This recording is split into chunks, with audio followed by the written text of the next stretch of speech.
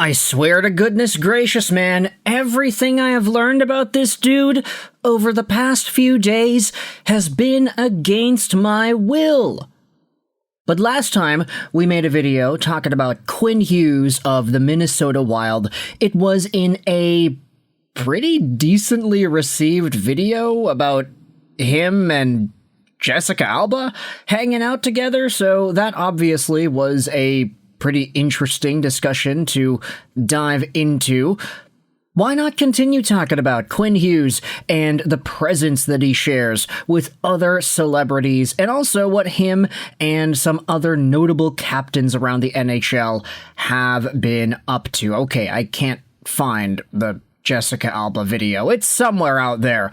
But today we're talking about Quinn Hughes, we're talking about Detroit Red Wings captain Dylan Larkin, we're going over some perspectives from fans of the Red Wings and the Wild, and we're also talking about these guys hanging out. Take a look at this video posted on the Minnesota Wild subreddit. It was from yesterday.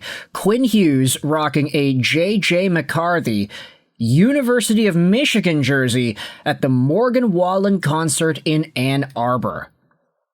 And you can see the Jumbotron. There's Morgan Wallen right there. There's Quinn Hughes on the left and Jack Hughes on the right. J.J. McCarthy over here. Now, I was not expecting the comment section of this post to be so dramatic and so skewed in one direction, because everything about that sentence somehow got worse. Quinn Hughes wearing a McCarthy jersey. It's a University of Michigan jersey. And it's at a Morgan Wallen concert. Oh man, Wild fans are not liking this. Is Ann Arbor really that bad? The city is fine. The university is a cesspool. Quinn, no! This is the guy who threw a chair of a bar, right? Ay. So there definitely are some strong opinions shared by Wild fans on this concert, but hey, guess what? It's not actually the only thing that we have seen over the past 24 hours or so of Quinn and Jack hanging out, particularly with other members of the NHL body as well. Take a look at this. Is this Dylan Larkin with the Hughes Bros on Sunday night? And yeah, it is. You take a look, there's Jack Hughes right there, there's Luke in the bottom, or in the top, excuse me, Quinn Hughes, and then Dylan Larkin coming out of 22 in New York City.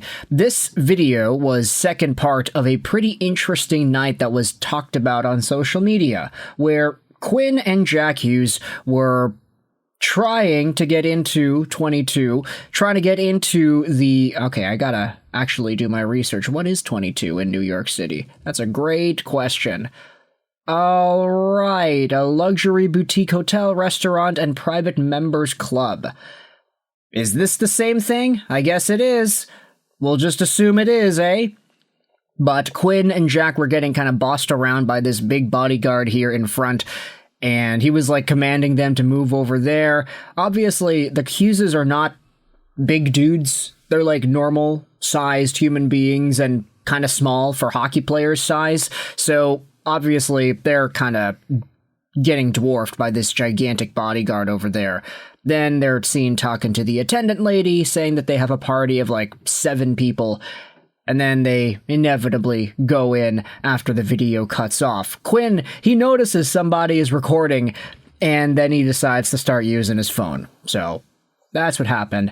You then had the later video of them leaving the function in New York. Dude, that place beat my something down, Jack Hughes said. And it's the same video that we saw earlier. Dylan Larkin hanging out with these guys as well. This bleeds into a bigger conversation that Red Wings fans have been talking about on their own subreddit, on their own devices too. M. Night Shyamalama Ding Dong 69 went out there and posted this. Quinn Hughes was at the Morgan Wallen concert in Ann Arbor. Yzerman not doing this trade still genuinely angers me. I'm still super butthurt about Yzerman not getting the trade done. Who cares if Hughes wouldn't promise signing an extension? He absolutely would have if he got the money he is worth. Had Yzerman just done the trade, we wouldn't be in this mess.